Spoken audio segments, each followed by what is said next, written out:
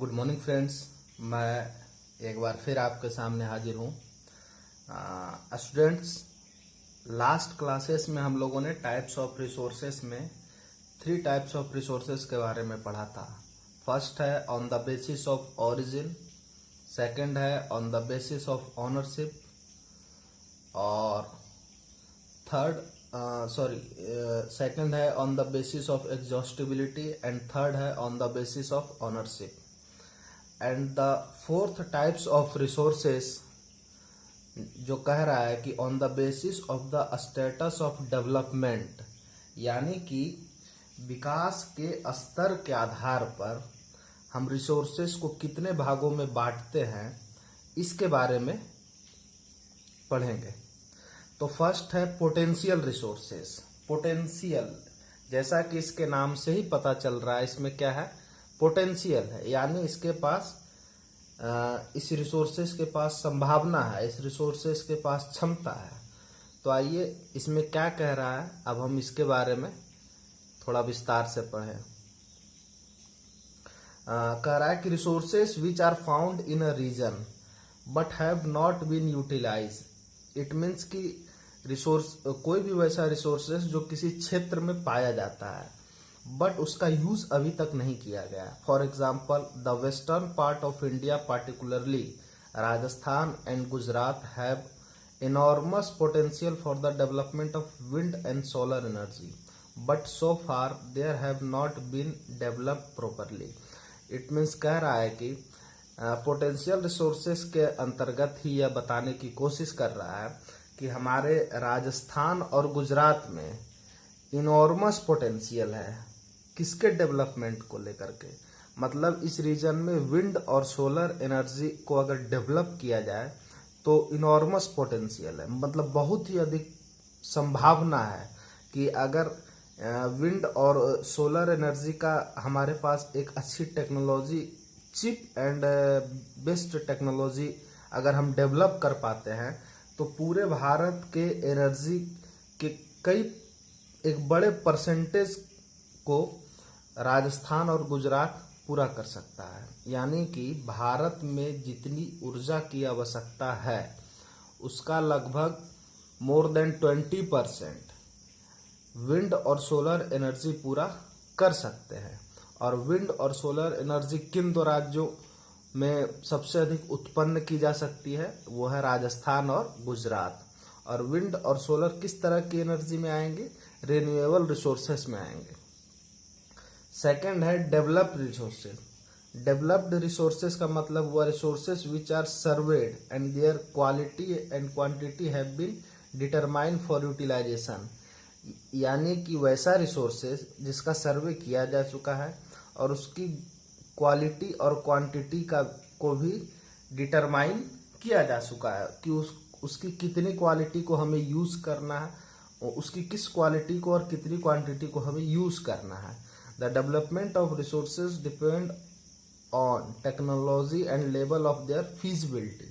यानी कह रहा है कि किसी भी रिसोर्सेस के डेवलपमेंट, किसी भी रिसोर्सेस का डेवलपमेंट 2 बातों पे निर्भर करता है, एक तो उसकी टेक्नोलॉजी पर और दूसरा उसकी फिजिबिलिटी पे। And the third is a stock material in the environment which have the potential to satisfy human needs. कोई भी वैसा मटेरियल जो हमारे इन्वायरमेंट में पाया जाता है और जो ह्यूमन नीड को फुलफिल कर सकता है, but human being do not have the appropriate technology to access this. परंतु मनुष्य के पास, परंतु मानव जाति के पास उस टेक्नोलॉजी की, परंतु मानव जाति की उस टेक्नोलॉजी तक पहुंच नहीं है, यानी मनुष्य के पास वह टेक्नोलॉजी नहीं है। आर इंक्लूडेड एमंग स्टॉक, और इसे क्या कहते हैं, स्टॉक कहते हैं। For example, water is a compound of 2 gases, hydrogen and oxygen. Hydrogen can be used as a rich resources of energy, but we do not have advanced technical know how to use it for this purpose, hence it can be considered as a stock. इसमें कह रहा है कि यह सबको पता है कि वाटर का फॉर्मूला H2O होता है और इसमें दो कंपाउंड होते हैं, एक हाइड्रोजन और दूसरा ऑक्सीजन। और पूरी दुनिया में यह सर्वमान्य है कि जो sun is the source of energy in our solar system. हमारे सोलर सिस्टम में सूर्य जो है ऊर्जा का क्या है, एक स्रोत है। और सूर्य जो है वो सन जो है वो हाइड्रोजन गैस का एक गोला है। हाइड्रोजन किस में कन्वर्ट हो रहा है, हीलियम में। तो हमारे पास यह एक टेक्नोलॉजी प्रेजेंट टाइम में नहीं है कि पूरी पृथ्वी पर जो 2/3 पार्ट वाटर है और 1/3 पार्ट लैंड है। तो इस पृथ्वी में जो 2/3 पार्ट वाटर है, उस वाटर का मैक्सिमम कैसे यूज किया जाए, इसी वाटर से हाइड्रोजन को निकाल करके उसको कैसे एनर्जी के फॉर्म में ट्रांसफर करके उसका यूज किया जाए। तो ये क्या है, हमारे लिए ये एक स्टॉक है, बट हमारे पास इसकी टेक्नोलॉजी नहीं है कि हम इस स्टॉक का यूज कर सके। अब फोर्थ एंड लास्ट है reserve. Are the subset of the stock which can be put into use with the help of existing technical know-how, but their use has not been started. These can be used for meeting future requirement. River water can be used for generating hydroelectrical power, but presently it is being utilized only to a limited extent. Thus the water in the dams, forest, etc. is a reserve which can be used in the future. यानी कह रहा है कि present time में कई ऐसे reserve है जिसका यूज हमें पता है, लेकिन हम उसका यूज मैक्सिमम नहीं कर पा रहे हैं। और इसके पीछे का कारण कुछ टेक्नोलॉजिकल प्रॉब्लम भी है। जैसे मैं आपको एक नाम बताता हूँ। अफ्रीकन कॉन्टिनेंट में एक रिवर फ्लो करती है जो मिडिल अफ्रीका कंट्री, खासकर डेमोक्रेटिक रिपब्लिक ऑफ कांगो में फ्लो करती है। Congo and democratic Republic of Congo में आप मैप में सर्च करेंगे, इस रिवर का नाम है कॉन्गो रिवर। और इस रिवर में दुनिया के 1/3 एनर्जी को फुलफिलमेंट करने की पोटेंशियल है। यानी इस रिवर से इतनी ऊर्जा बनाई जा सकती है कि दुनिया के 1/3 पार्ट को रोशन किया जा सकता है। तो ये क्या है, एक तरीके का रिजर्व है। ये एग्जाम्पल जो है रिजर्व का एग्जाम्पल है। और इस रिजर्व के द्वारा हमारी कुछ जो नीड्स है वो फुलफिलमेंट हो सकती हैं, बट हम अभी उसका मैक्सिमम यूज नहीं कर पा रहे हैं। तो ठीक उसी तरीके से कह रहा है कि यह हमें भी पता है कि रिवर के वाटर के द्वारा हाइड्रो इलेक्ट्रिकल एनर्जी को जनरेट किया जा सकता है, बट हम उसका यूज अभी मैक्सिमम नहीं कर पाए, लिमिटेड कर पाए हैं। इसके बाद एक एक्टिविटी दी गई है कि prepare a list of stock and reserve. आप एक लिस्ट बनाएंगे जो स्टॉक और रिजर्व का होगा। Resources that you are familiar with your local area. और आप इसमें आपके लोकल एरिया में स्टॉक और रिजर्व कौन कौन से पाए जाते हैं इसके बारे में लिखेंगे। अगला है डेवलपमेंट ऑफ रिसोर्सेज, यानी कि संसाधनों का विकास। Resources are vital for human survival as well as for maintaining the quality of life. It was believed that resources are free gift of nature. As a result, human beings used them indiscriminately, and this has led to the following major problem. यह कह रहा है कि यह सबको पता है कि जो रिसोर्सेस है वह प्रकृति के द्वारा दिया गया मनुष्य को एक उपहार है, और इसी रिसोर्सेस के आधार पर मनुष्य अपने जीवन को क्या करता है, सरवाइव करता है और अपने जीवन की गुणवत्ता को बनाए रखता है। बट इस रिसोर्सेस का कई लोगों ने गलत तरीके से यूज किया है। गलत तरीके से यूज करने का मतलब हुआ कि रिसोर्सेज के यूज करने की टेंडेंसी में डिस्क्रिमिनेशन हुआ है। तो वही कह रहा है कि इसके सामने कौन कौन से प्रॉब्लम आए हैं। तो depletion of resources for satisfying the greed a few individual, depletion of resources for satisfying the greed of a few individual, accumulation of resources in few hands, which in turn divided the society into two segments, have and have not, or rich and poor. Indiscriminate exploitation of resources has led to global ecological crises such as global warming, ozone layer depletion, environmental pollution and land digression. कह रहा है कि resources का गलत तरीके से use हुआ है। इट मीन्स कि कुछ लोगों ने हद से ज्यादा रिसोर्सेस का यूज किया। कुछ लोग इन द सेंस किसी पर्टिकुलर पर्सन के रिसोर्सेस का यूज करने से रिसोर्सेस पे इम्पैक्ट नहीं पड़ता, लेकिन अगर यह लार्जर लेवल पे हो, जैसे कंट्री लेवल पे, जैसे कंट्री लेवल या रीजन लेवल पे, तो इससे एक इम्पैक्ट पड़ता है। अगर हम अपने कंट्री की बात करें तो इंडिया के कुछ पर्सन्स के पास ही रिसोर्सेस का एक बड़ा भंडार है, जिसके कारण रिच एंड पुअर का जो गैप है वो बढ़ा है। और इसका ये जो इनडिस्क्रिमिनेशन हुआ है, इसके कारण कुछ इम्पैक्ट पड़ा है नेचर के ऊपर भी। वो इम्पैक्ट क्या है?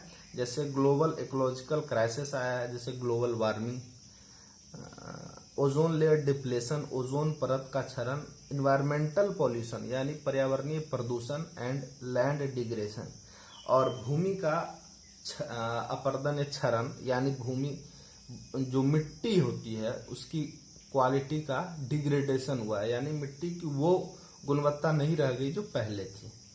अब एक एक्टिविटी है, imagine if the oil supply gets exhausted one day, how would this affect your lifestyle. कह रहा है कि आप कल्पना कीजिए कि एक दिन जो ऑयल की सप्लाई है यानी तेल की आपूर्ति है खत्म हो जाए, तो आपका जीवन किस तरीके का होगा, एक इसकी कल्पना करनी है और इस पर आपको एक ब्रीफ नोट्स बनाना है। फिर करा plan a survey in your colony या village to investigate people attitude towards recycling at the domestic या agricultural waste. Ask question about what do they think about resources they use. कह रहा है कि उन लोगों से, गांव के या अपने लोकल लेवल पे जाके लोगों से पूछिए कि ये रिसोर्सेज के बारे में क्या समझते हैं। What is their opinion about the waste and its utilization, उसके यूटिलाइजेशन और इसके वेस्ट पर उनका क्या ओपिनियन है। कॉलेज योर रिजल्ट, और इस तरीके से आप इसको क्या करेंगे, एक सम्मिलित चित्र के माध्यम से इसको दिखाने की कोशिश करेंगे। An equitable distribution of resources has become essential for a sustained quality of life and global peace. If the present trend of resources depletion by a few individuals and countries continues, the future of our planet is in danger.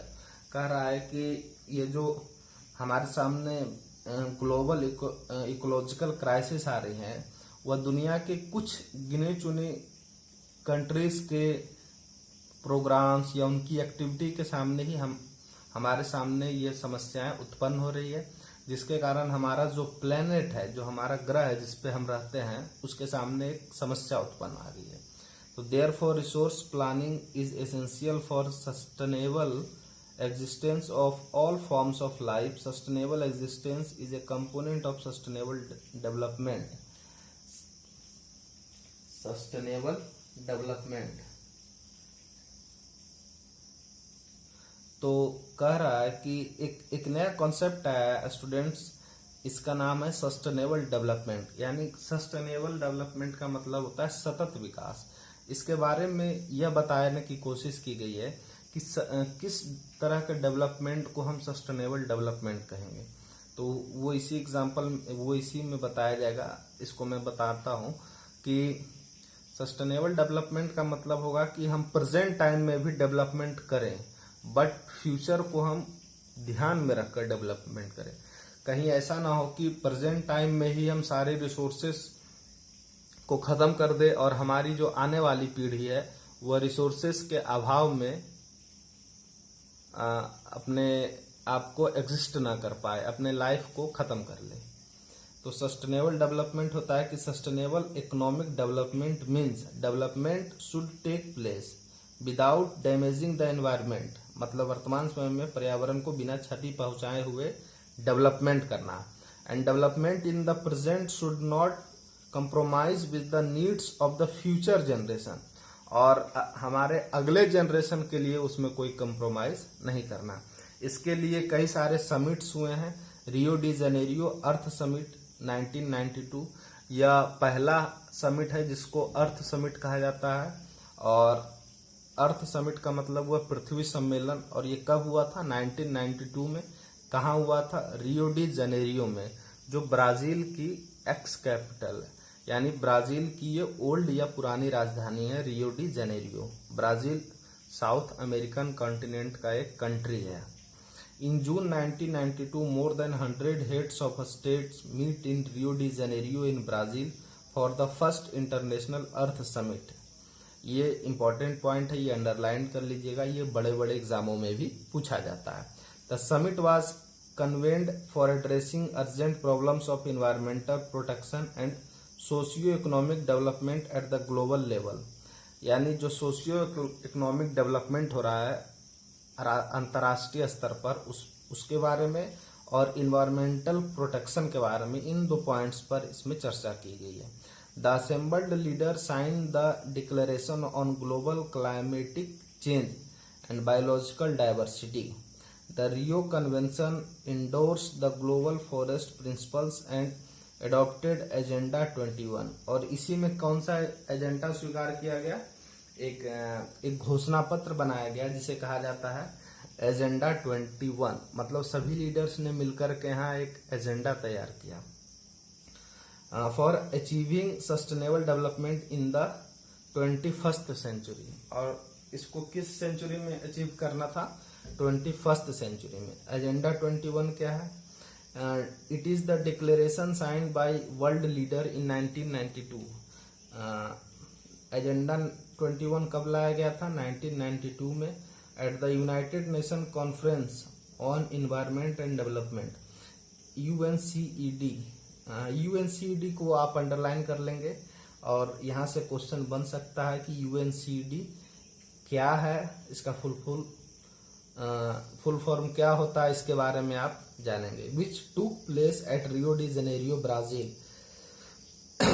It aims at achieving global sustainable development. इसका aim क्या था कि वैश्विक सतत विकास की जो concept है उसको हम अचीव करेंगे। It is an agenda to combat environmental damage. ये किसके खिलाफ लड़ेगा? एनवायरमेंटल डैमेज के खिलाफ लड़ेगा, पॉवर्टी के खिलाफ लड़ेगा, डिजीज के खिलाफ लड़ेगा through a global cooperation on common interest, mutual needs and shared responsibility. मतलब ये दुनिया के सभी देशों की रिस्पॉन्सिबिलिटी को तय करता है। One major objective of the agenda 21 is that every local government should draw its own local agenda 21। कह रहा है कि सभी कंट्रीज की जो स्थानीय सरकारें हैं, जो वहाँ की गवर्नमेंट है, वो अपने तरीके से एजेंडा 21 लोकल लेवल पर तय करेंगी। रिसोर्स प्लानिंग, यानी रिसोर्स जो है उसका किस तरीके से हम प्लानिंग करें, ये बहुत बड़ी सबसे इम्पोर्टेंट चीज हो जाती है। कई बार ऐसा होता है कि हमारे पास रिसोर्स होता है लेकिन लैक ऑफ मैनेजमेंट के कारण हम उस रिसोर्सेस का मैक्सिमम यूज नहीं कर पाते हैं। तो आइए उसी के बारे में कहा जा रहा है कि planning is the widely accept strategy for judicious use of resources. It has it has importance in a country like India. कह रहा है कि प्लानिंग तो सभी दुनिया के हर क्षेत्र या हर रीजन के लिए आवश्यक है, लेकिन खासकर इंडिया के लिए वो ज़्यादा जरूरी है। क्यों? Which has enormous diversity in the availability of resources. Bharat में बहुत ही अधिक व्यापक पैमाने पर रिसोर्सेज की उपलब्धता में विविधता पाई जाती है। There are region which are rich in certain types of resources but are deficient in some other resources. कह रहा है कि भारत में कुछ ऐसे क्षेत्र है जहां हद से अधिक किसी रिसोर्सेज की प्रचुरता है, हद से अधिक कोई रिसोर्सेज पाया जाता है, लेकिन कई ऐसे भी क्षेत्र हैं जहां रिसोर्सेज कम पाए जाते हैं। There are some regions which can be considered self-sufficient in terms of the availability of resources, and there are some regions which have acute shortage of some vital resources। कह रहा कुछ ऐसे रीजन है जहां हद से अधिक किसी रिसोर्सेज की उपलब्धता है, लेकिन कुछ ऐसे रीजन है जहां वही रिसोर्सेज नहीं के बराबर पाए जाते हैं। For example the states of Jharkhand, Chhattisgarh and Madhya Pradesh are rich in minerals and coal deposits. कह रहा है कि 3 स्टेट्स का एग्जाम्पल दिया इन्होंने, झारखंड, मध्य प्रदेश और छत्तीसगढ़। इन तीनों स्टेट्स में मिनरल्स बहुत अधिक है, कोल्स बहुत अधिक हैं। Arunachal Pradesh has abundance of water resources. कह रहा है अरुणाचल प्रदेश जो इंडिया के नॉर्थ ईस्ट का सबसे नॉर्थ ईस्ट स्टेट है, उस स्टेट के पास पानी जो है प्रचुर मात्रा में उपलब्ध है, बहुत अधिक मात्रा में उपलब्ध है। But lack in infrastructural development, परंतु आधारभूत संरचना की कमी, इंफ्रा की कमी के कारण, इंफ्रास्ट्रक्चर की कमी के कारण। The states of Rajasthan is very well endowed with solar and wind energy. कह रहा है राजस्थान के पास बहुत अधिक क्षमता है सोलर और विंड एनर्जी को जनरेट करने की। But lack in water resources, पर राजस्थान भी क्या है, पानी की कमी है। The cold desert of Ladakh is relatively isolated from the rest of the country. India में कोल्ड डेजर्ट भी है। ये अक्सर बड़े एग्जामों में सवाल पूछा जाता है कि इंडिया में कोल्ड डेजर्ट कहाँ है। तो लद्दाख जो प्रेजेंट टाइम में इंडिया और चाइना के बीच एक डिस्प्यूट बना हुआ है, लद्दाख को इंडिया का कोल्ड डेजर्ट कहते हैं, और इंडिया का हॉट डेजर्ट है राजस्थान का थार। तो वही कह रहा है कि the cold desert of Ladakh is relatively isolated from the rest of the country. जो भारत का कोल्ड डेजर्ट लद्दाख है वह भारत के शेष हिस्से से कटा हुआ है। It has very rich cultural heritage, उसके पास सांस्कृतिक विरासत के रूप में बहुत अधिक चीजें उपलब्ध हैं। But it is deficient in water, परंतु वहाँ क्या नहीं है, पानी नहीं है, इंफ्रास्ट्रक्चर नहीं है, एंड वाइटल मिनरल्स, और वहाँ कुछ महत्वपूर्ण संसाधन भी नहीं पाए जाते हैं। This call for balanced resources planning at the national, state, regional and local level. इसीलिए हमारे लिए यह आवश्यक होता है कि हम लोकल, रीजनल, स्टेट और नेशनल, इन चारों स्तर पर रिसोर्सेज का क्या करें, प्लानिंग करें, ताकि जैसे अगर कोयला झारखंड में है तो सिर्फ वो झारखंड के लोगों के लिए ही यूज ना हो, बल्कि वह कंट्री के अदर पार्ट के पीपल्स के लिए भी यूज हो। एक एक्टिविटी दी गई है, prepare a list of resources found in your state. एक लिस्ट तैयार करना है उन रिसोर्सेज का जो आपके राज्य में पाए जाते हैं, यानी बंगाल में पाए जाते हैं। And also identify the resources that are important but deficit in your state. और उन रिसोर्सेज का भी लिस्ट तैयार करना है जो आपके लिए बहुत जरूरी है, यानी ह्यूमन बीइंग के लिए बहुत जरूरी है, बट वो बंगाल में उनकी कमी है। फिर अगला जो हमारा पॉइंट है कि resources planning in India, resources planning in India. तो इसके अंतर्गत हम पढ़ेंगे कि resources planning is a complex process which involve. Resources का जो प्लानिंग करना एक बहुत ही जटिल प्रक्रिया है। इसमें क्या क्या चीजें शामिल की जाती हैं। पहला, identification and inventory of resources, यानी रिसोर्सेज का हमें सबसे पहले क्या करना पड़ेगा, आइडेंटिफिकेशन यानी पहचान करनी पड़ेगी, एंड इन्वेंट्री उसका इन्वेंट्री करना पड़ेगा of resources across the region of the country, कि देश में कहाँ कहाँ रिसोर्सेस पाए जाते हैं। दिस इन्वॉल्व सर्वेइंग, यानी हमें रिसोर्सेस का क्या करना पड़ेगा, सर्वे करना पड़ेगा। Mapping and qualitative and quantitative estimation and measurement of the resources. Resources का हम पहले सर्वे करेंगे कि किस रिसोर्सेस की किस रीजन में अधिकता है, और फिर उसके बाद हम उसकी क्वालिटी और क्वांटिटी को चेक करेंगे, यानी यह जानने की कोशिश करेंगे कि वो जो रिसोर्सेस वहाँ पाया जाता है उसकी क्वालिटी कैसी है, फिर वो किस क्वांटिटी में पाया जाता है। Evolving a planning structure endowed with appropriate technology, फिर हम उसके बाद technology skill and institutional setup for implementing resources development plans. और रिसोर्सेज प्लानिंग का एक हिस्सा यह भी है कि हमारे पास उस रिसोर्सेज से रिलेटेड टेक्नोलॉजी हो, उस रिसोर्सेज में से रिलेटेड टेक्नोलॉजी में काम करने वाले स्किल्ड लेबर हों, उस टेक्नोलॉजी को रन करने के लिए हमारे पास एक प्रॉपर इंस्टीट्यूशन हो। ये 3 चीज़ें जरूरी हैं। And the third is matching the resources development plans with overall national development plan, और जो हमारा रिसोर्स डेवलपमेंट प्लान हो वो नेशनल डेवलपमेंट प्लान के साथ क्या करता हो, मैच करता हो। India has made concerted efforts of achieving the goals of resource planning right from the first 5-year plan launch after independence। कह रहा है कि भारत ने जो अपनी फर्स्ट 5-year प्लान है, स्टूडेंट्स इंडिया का फर्स्ट 5-year प्लान 1951 में स्टार्ट किया गया था, और वहाँ से वह कंटिन्यूअस चलता आ रहा है। अगर आपसे पूछा जाएगा कि विच ईयर इंडिया स्टार्टेड है फर्स्ट 5-year प्लान, तो 1951 में यह स्टार्ट किया गया था और 5 साल के लिए था, 1956 तक चला था। तो ये इंडिया ने अपने पहले ही 5-year प्लान में रिसोर्सेस प्लानिंग पर ध्यान दिया। Find out what resources are being developed in your surrounding by the community, village, panchayat, ward level communities with the help of community participation।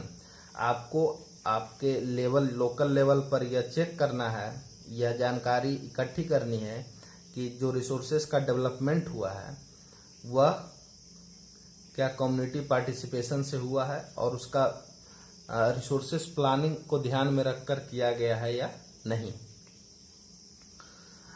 The availability of resources is a necessary condition for the development of any region, but mere availability of resources in the absence of corresponding challenges in technology and institution may hinder development. There are many regions in our country that are rich in resources, but these are included in economically backward region।